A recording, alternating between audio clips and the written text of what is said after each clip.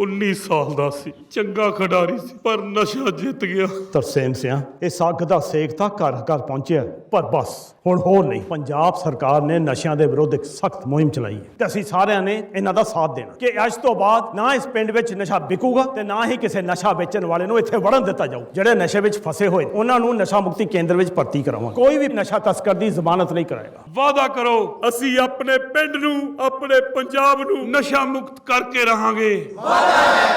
चुनाव आयोग ने स्पेशल ड्राइव चला रखी है मतदाता सूची को ठीक करने के लिए, तो इसके संदर्भ में आपकी पार्टी के नेता तेजस्वी यादव का बयान आता है कि भाई हम बाइकआउट करने पर भी विचार कर सकते हैं।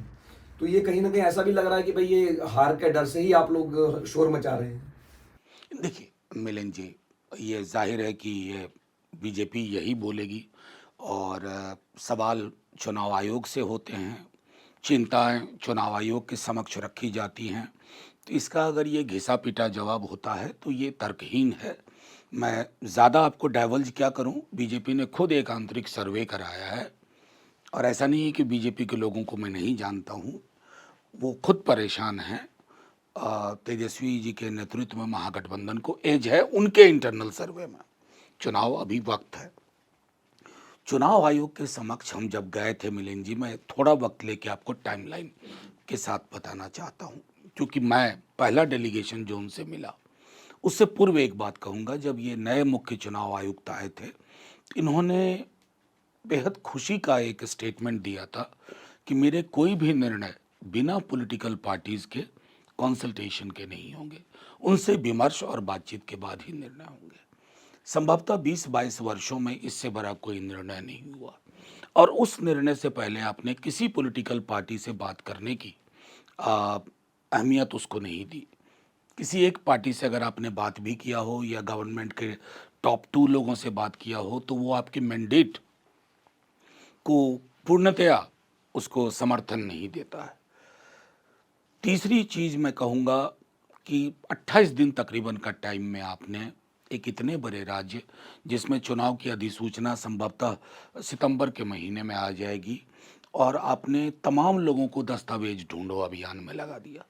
ये दस्तावेज जो आप 11 कहते हैं कि उसके अलावा कुछ नहीं मानेंगे, उनमें से अधिकांश दस्तावेज के निर्माण में आधार कार्ड की भूमिका होती है। आप आधार कार्ड को नहीं मानेंगे, आप EPIC को नहीं मानेंगे, आप राशन कार्ड को नहीं मानेंगे। जब माननीय चुनाव आयोग के पास हम गए तो मुझको ये बात कहने में आपके समक्ष आज कोई, क्योंकि मैंने मीडिया में आके कहा था बाहर कि मैं इस मीटिंग को सौहार्दपूर्ण नहीं कह सकता। अपने चुनाव आयोग के साथ आप मीटिंग करें और आपको बाहर आके ये कहना पड़े, ये मेरे लिए भी पीड़ा का क्षण था। क्यों था कि अंग्रेजी में एक शब्द है, एक ही क्रिया के लिए 2 शब्द हैं, सुनना, उसके लिए हियरिंग भी है और लिसनिंग भी है, लेकिन दोनों के मायने अलग है। चुनाव आयोग ने हमें, they heard us, they did not listen to अस।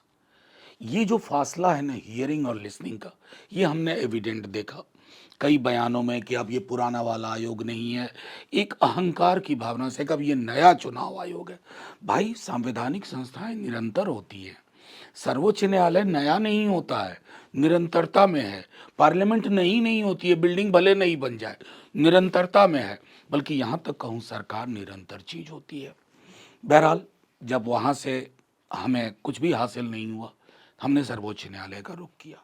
और अगर आप उस दिन की पूरी प्रोसीडिंग्स को देखें तो उसमें हमारी चिंता सर्वोच्च न्यायालय की भी चिंता थी और अंततः उन्होंने एक दिशा निर्देश दिया कि राशन कार्ड, EPIC और आधार को आप इसलिए इंक्लूड कीजिए क्योंकि पेनिट्रेशन आपका व्यापक हो, इंक्लूजन व्यापक हो, क्योंकि डॉक्यूमेंट डेफिशिएंट स्टेट है बिहार। कोई भी आधार के अलावा किसी भी डॉक्यूमेंट का पेनिट्रेशन या सैचुरेशन 14 से 20-22% है।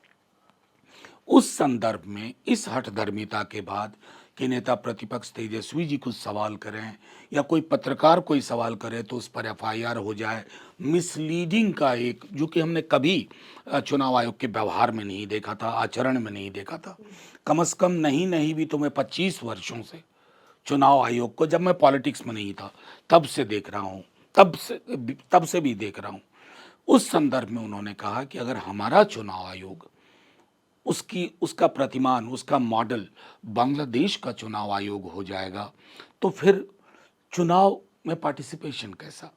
अगर आपने तय कर लिया है कि ये एक एलीट रेवोल्यूशन, एलीट कू अगेंस्ट सबाल्टर्न है, जिसमें आप दलित, पिछड़े, अल्पसंख्यक, मुसलमान, उनको आपने बेदखली की परियोजना में तब्दील कर दिया है, तो जाहिर है फिर उस विकल्प पर भी उन्होंने एक एक्सट्रीम विकल्प की बात की कि अगर परिस्थितियों में सुधार नहीं हुआ तो हम तमाम दल मिलकर ऐसा भी सोच सकते हैं।